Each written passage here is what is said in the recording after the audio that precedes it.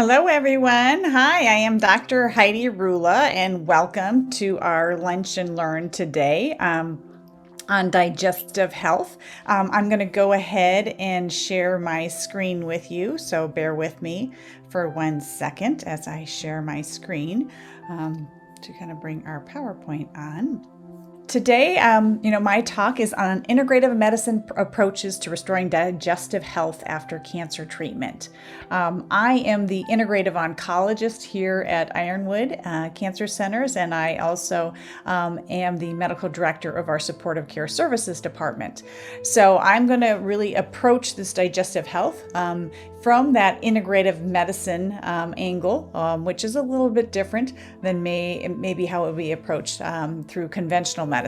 So for those of you who are not familiar with what the field of integrative oncology is all about, integrative oncology really is an evolving field in cancer care that really has come around in the last 20 years or so, but it really is about providing patients with that comprehensive support throughout their cancer diagnosis. We look to kind of combine, evidence-based complementary approaches as well as other conventional medicine approaches to support patients going through their conventional cancer treatment. And we work on really not only addressing, physical issues, as well as kind of the emotional and optimizing health and healing throughout treatment and beyond. Integrative medicine is really about kind of a healing-oriented medicine. It takes into account the whole person, mind, body, spirit, and really has a large focus on lifestyle as being foundational to health and healing. So again, that is really, the approach that we're going to talk about as we discuss how to help patients who are having maybe some digestive challenges after they are finished with their cancer treatment. So it's not uncommon that we have patients come in after their treatment is complete and now they're having a number of digestive issues maybe that they didn't have before their diagnosis. Things like dry mouth, gas, bloating, constipation, diarrhea, irritable bowel syndrome, feeling full quite soon after eating, or experiencing heartburn and reflux on a regular basis. So the digestive system is, something that we consider, mouth to anus. So really our digestive tract starts at our mouth and kind of goes all the way through, through our esophagus or stomach, all of our digestive organs like our pancreas and our gallbladder and our liver, as well as kind of going into our intestinal tract. So really, when we talk about digestion, we are talking about the entire route from mouth to anus that can be disturbed. And a lot of our cancer treatments might hit the digestive tract a little harder, maybe than some of our other organ systems. The lining of our digestive tract is highly metabolic, so it's more likely to take up chemotherapy drugs and therefore show some toxicity from those drugs. And again, sometimes once a disturbance happens from these treatments, there can be some difficulty kind of restoring normalcy to the digestive tract after. And so that's what we're going to focus on, how we can support the body's healing of the digestive tract post-treatment. Some of the things that our patients might have difficulty with post-treatment are the alteration of taste and smell, which are very important part of digestion. Saliva may be impacted, so a decrease in saliva production can affect many aspects of digestion. Things like chemotherapy and radiation might affect the esophagus, causing some inflammatory condition in the esophagus and the lining of the stomach. A stomach acidity might be impacted. The ability of the stomach contents to empty, might be impacted. And then there might be some issues with now things like the pancreas and the gallbladder being able to produce enzymes to support the digestive process. The bacteria in our digestive tract is very important to digestion, and so sometimes we see that those bacteria colonies are impacted, and then the motility of our digestive tract. So sometimes you can have decreased motility with constipation, or increased motility where everything wants to run right through, especially after different surgeries or medications. Again, there's lots of different areas throughout the digestive tract that might be having some difficulty post-treatment. And so we're going to kind of dive into kind of a number of these areas to support patients as they try to kind of restore balance in their digestive tract. So first, let's talk at the very, very beginning of the digestive process. It's kind of our smell and our taste. Certainly chemotherapy and radiation, especially to the head and neck, can alter the perception of taste and smell.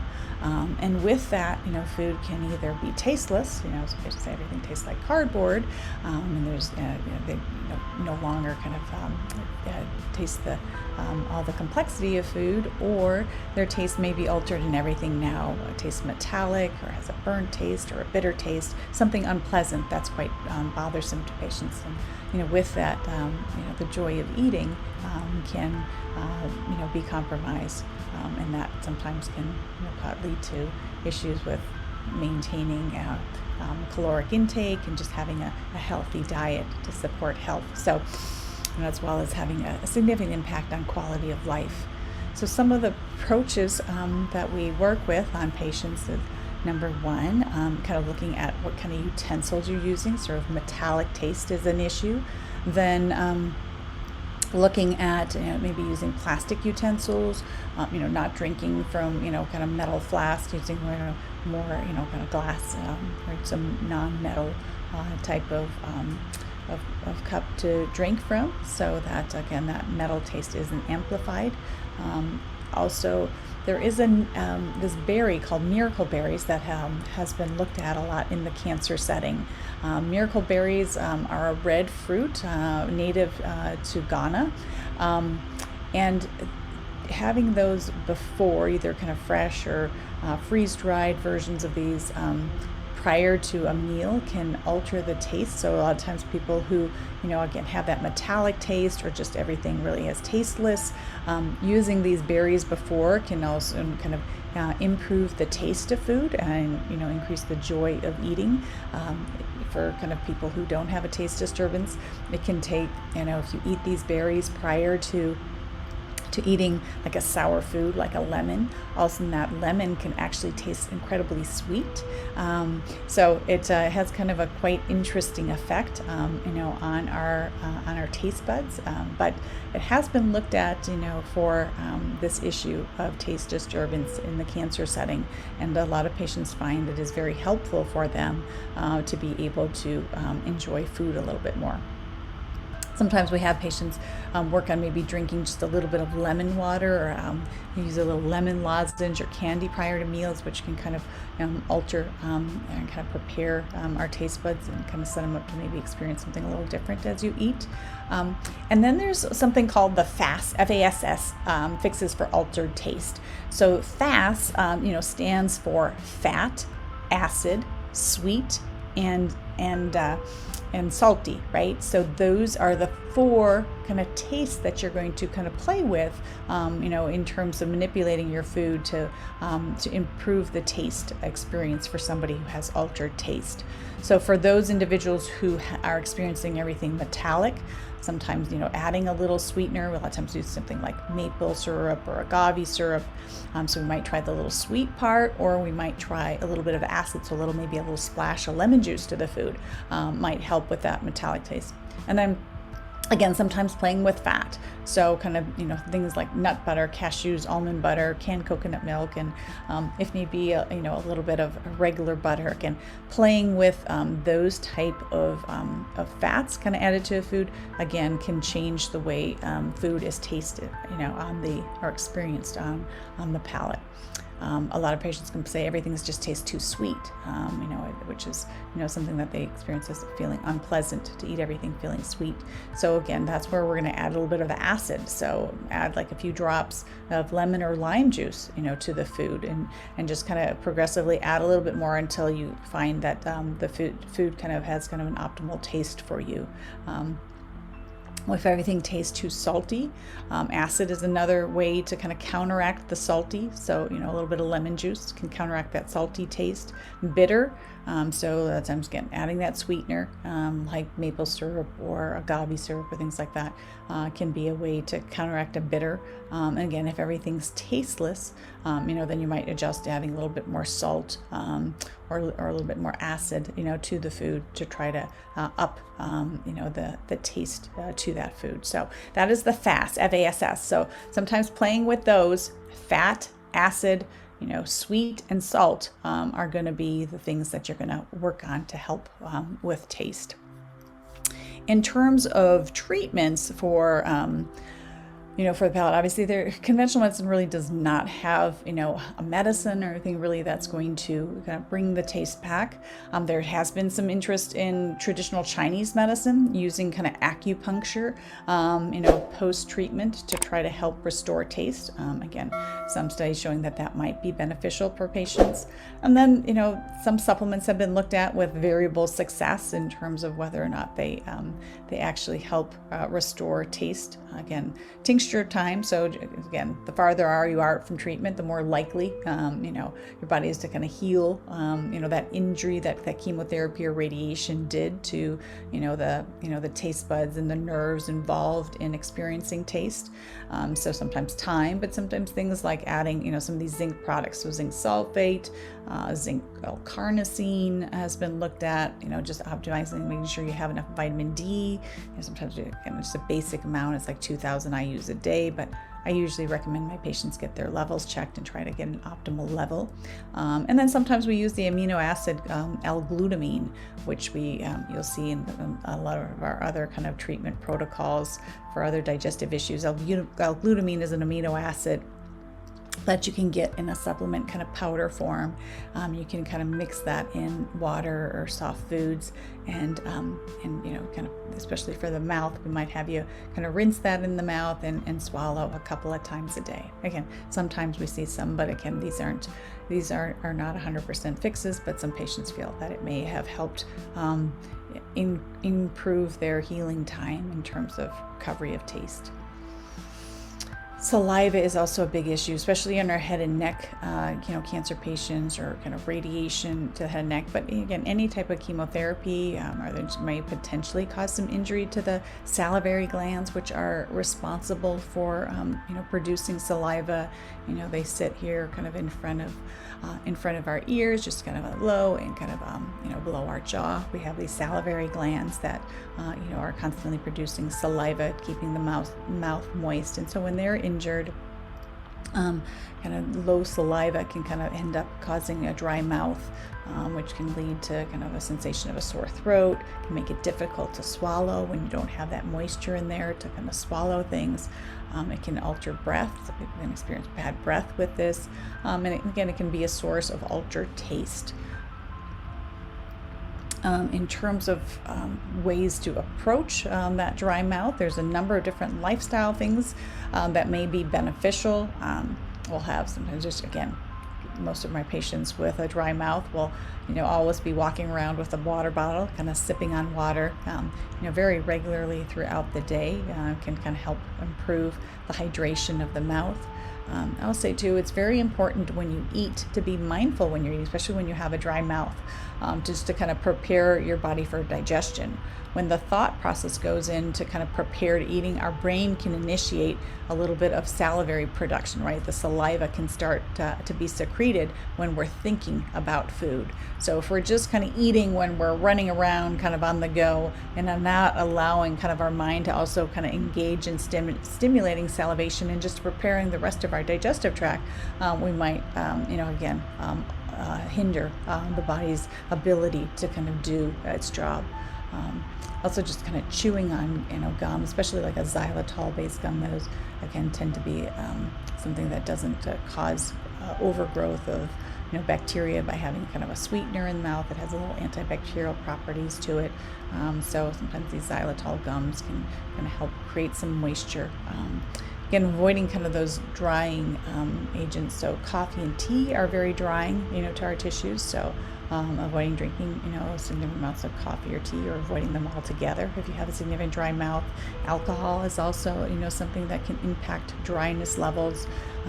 Sugar in our diet has been shown to affect hydration of our mouth. So again, not having a real high sugar diet, which a lot of people in the U.S. Consume a lot of sugar in their day-to-day food. So really being conscious of limiting sugar in intake in your food, and then sometimes using some sour foods to help stimulate salivation. So I don't know if you kind of ever cut a lemon or thing. Sometimes just the act of cutting a lemon can kind of make your saliva glands start to produce saliva.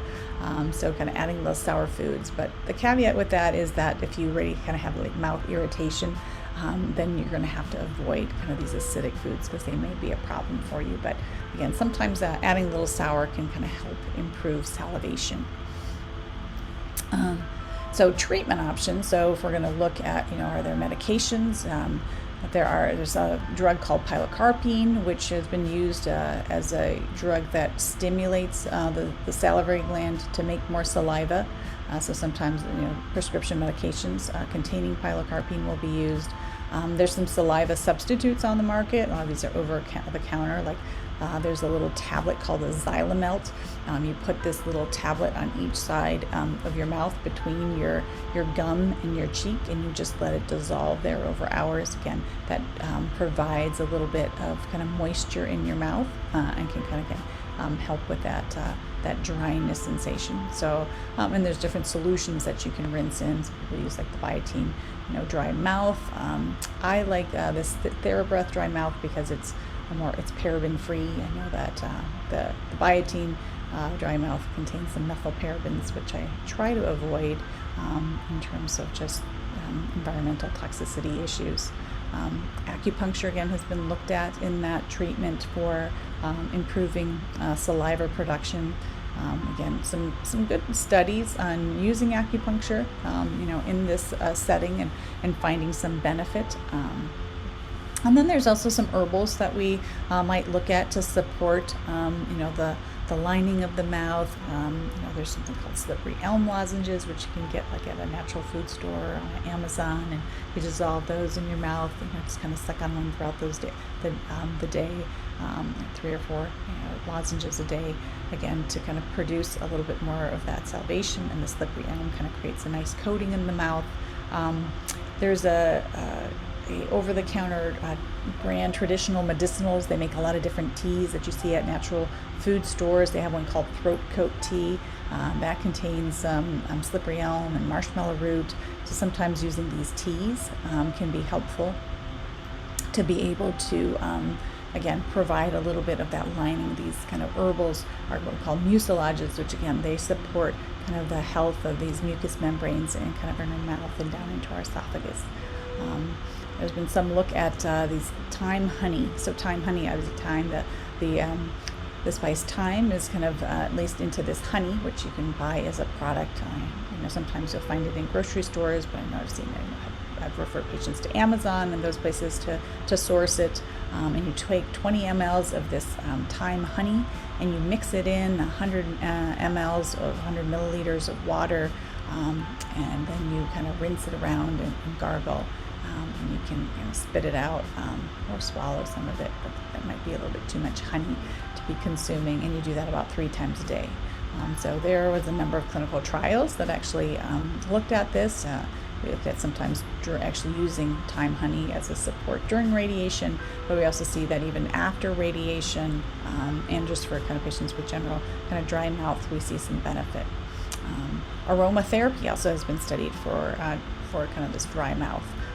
And a study looking at 1 milliliter of using a lemon essential oil and a 0.5 mLs of a ginger essential oil, and then vaporized, and you kind of inhale that 10 minutes before each meal. And they found that patients felt they had improved symptoms in terms of their dry mouth. So anyway, a number of different things to try. I always say, when we're looking at using any kind of supplements, especially herbals, some of these things can interact with medications and might be contraindicated if a patient has certain health conditions. So it is something that you would want to discuss, with your healthcare provider, so that we make sure that we're not causing any adverse reactions by utilizing any of these supplements. But these are some things that we think about when we work with patients. Inflammation of the esophagus and stomach. So again, chemotherapy can cause, the lining of the stomach and esophagus to be irritated. Radiation, especially to the chest or abdominal, cavity can cause, some issues with kind of inflammation of these tissues. And so, especially in the esophagus, can make it difficult to swallow. Feel sometimes like things are getting stuck in there, or you can kind of have just a burning, kind of aching or a pressure sensation kind of in your mid chest or in your upper abdomen where your stomach resides. So we, obviously from a lifestyle approach, want to be careful that we're not doing anything that causes continued irritation, of the stomach or esophagus. So tobacco and alcohol products are very toxic on that. So trying to limit those acidic, foods and juices, drinks, our issue. Carbonated food, or carbonated drinks like soda, might be an issue. Spicy foods, and then really not eating large meals. Large meal kind of stretches the stomach, more likely to have reflux and symptoms that way, harder to digest that food if you're having a large volume of food in your stomach. So kind of keeping your meals smaller, and not eating late at night. So giving yourself at least 3 hours, before you go to bed after eating, so that again you're not going to sleep with a full stomach. Certainly, a full stomach at night can increase reflux and digestive issues. So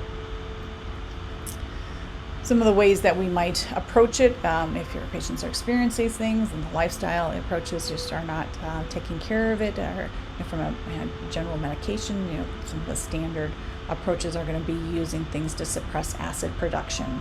So H2 blockers are drugs that are like Pepcid and Tagamet. These are over-the-counter products that will decrease the production of acid. And then there's a little bit more of a stronger category called proton pump inhibitors that turn off our acid pumps in our stomach. Those are going to things like Prilosec and Prevacid. And then sometimes these over-the-counter antacid for milder symptoms, Tums, Maalox, Gaviscon, sometimes for some kind of more milder, occasional digestive upset.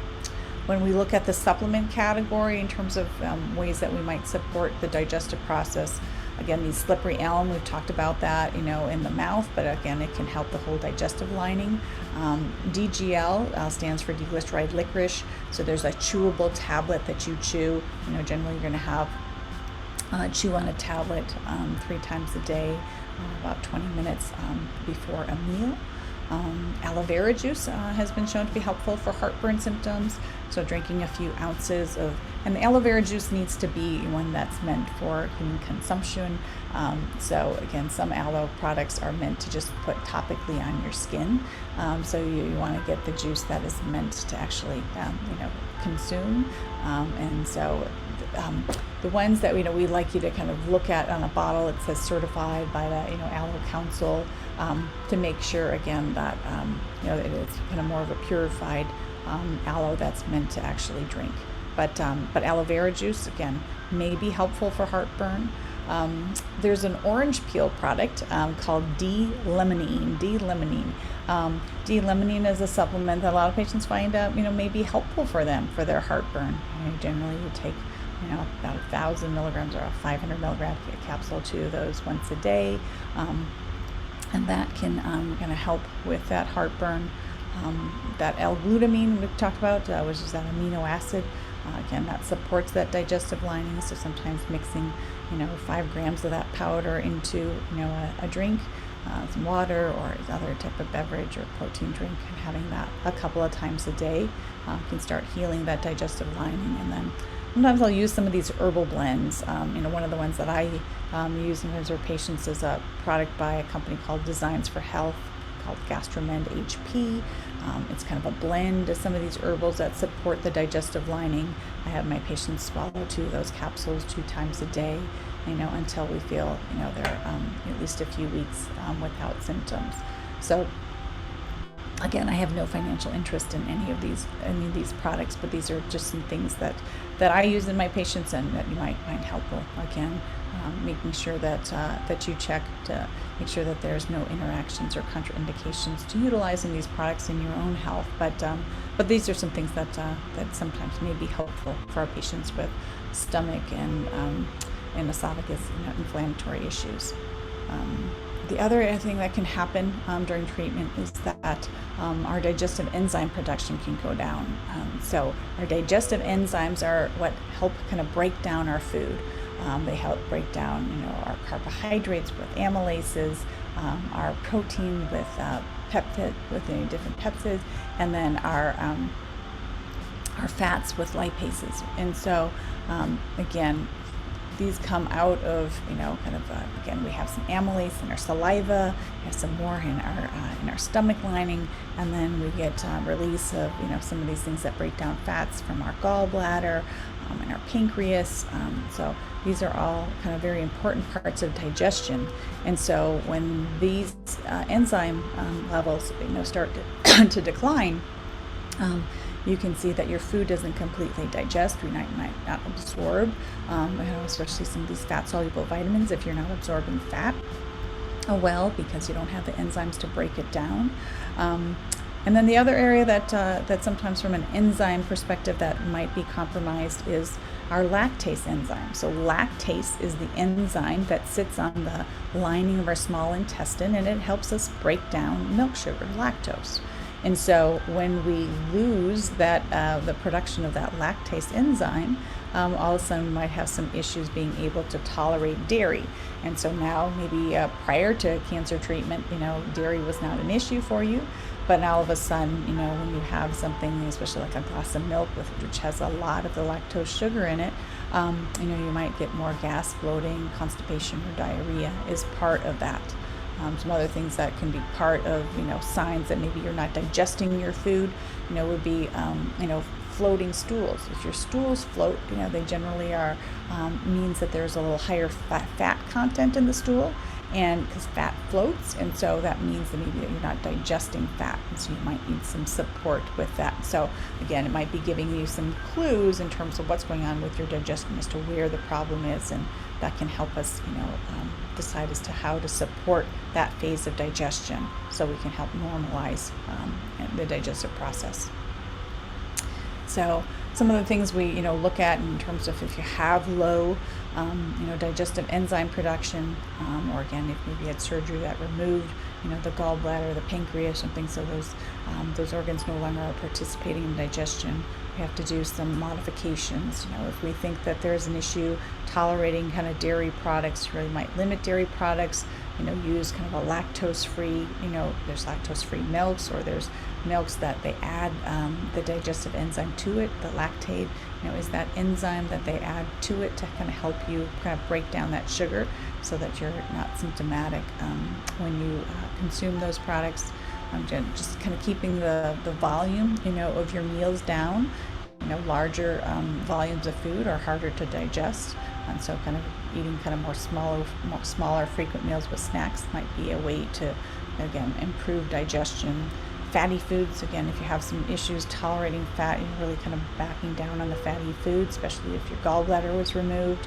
And then, as I said, alcohol is just, something that is somewhat toxic to the digestive tract. Our pancreas, can be compromised when we drink alcohol. It can cause more of an inflammatory process, and again, it can impair good digestion. And then tobacco is also something that can really impact kind of all these phases of digestion.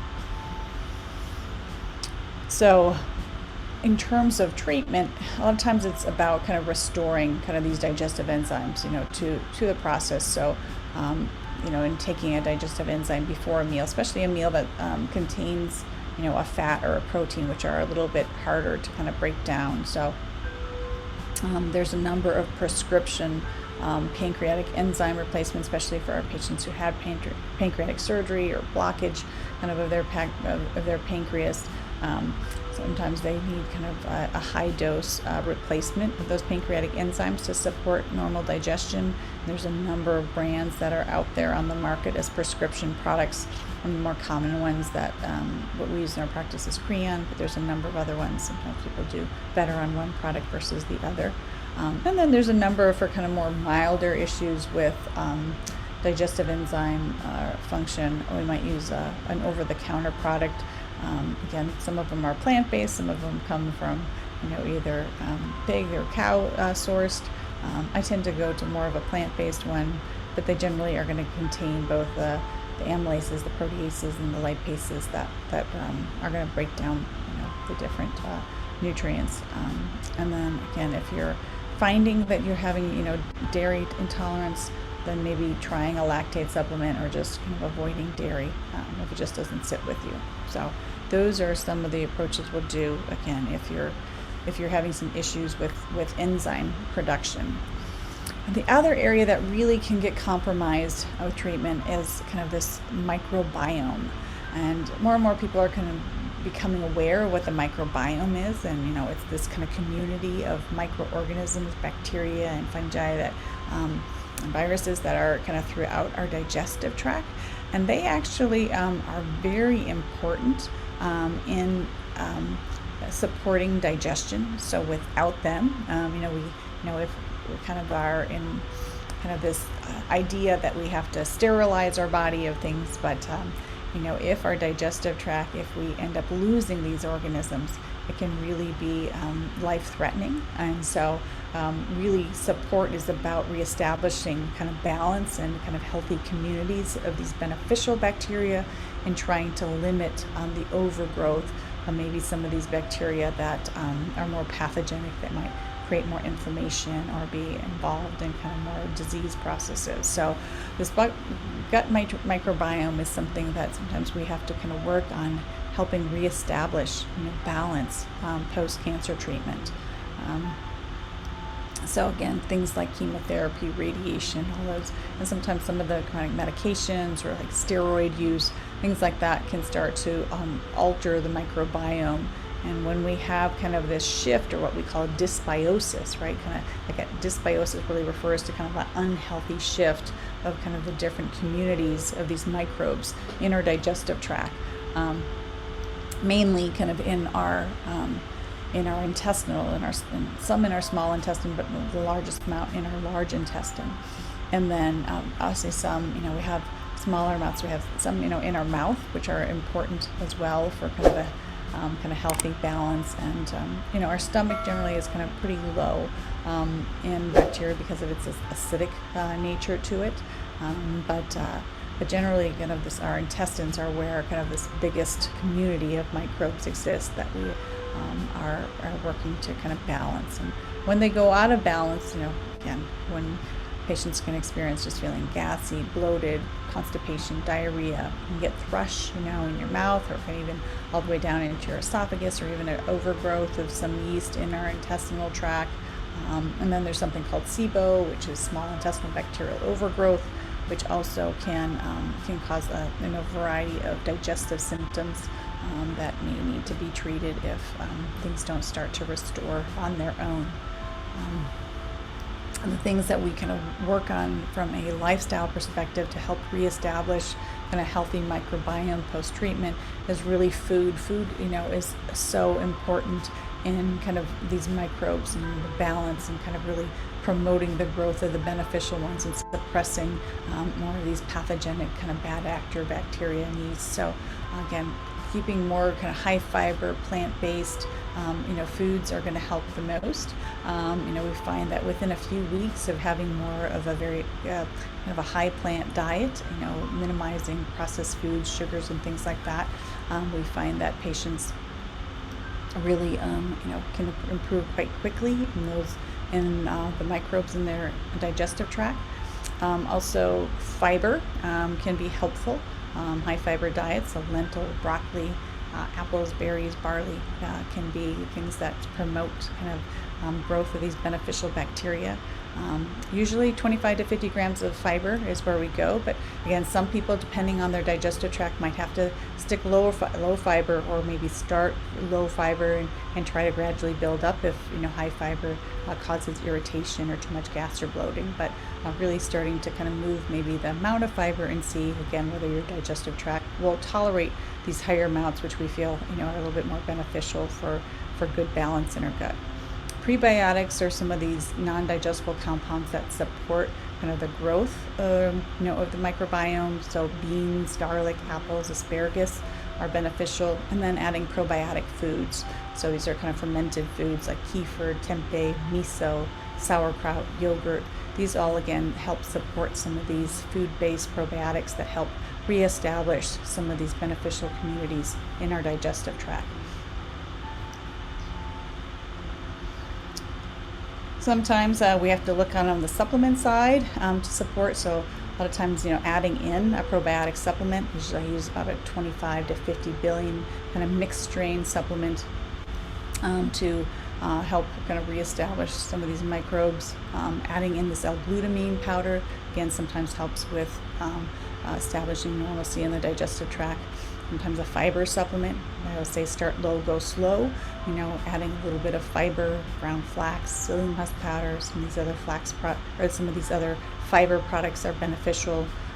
And then sometimes using some of these digestive repair supplements, which kind of are a blend of these different supportive nutrients. One of the brands that I use, Vital Nutrients, makes one called GI Repair, or Metagenics makes one called Glutagenics that contains things like a little bit of this glutamine and aloe and DGL and some of these other things that are helpful for kind of healing of our digestive tract. Sometimes if there's overgrowth, you might have to work with a practitioner on ways to kind of suppress again either prescriptions to knock down growth of yeast or different bacteria that might have overgrown. So restoring digestive health is really a holistic type of approach. Starting at mindful eating, looking at kind of high quality foods, working on the fiber intake, looking at beneficial food-based probiotics and prebiotics, and then if need be, sometimes looking at some of these supplementations or medications that would help restore or support the digestive phase. So that is the end of my talk today. I hope you found it helpful for you. So I will kind of leave that out to some questions that you can send in to us. But again, thank you for joining us today for our Lunch and Learn talk on digestion.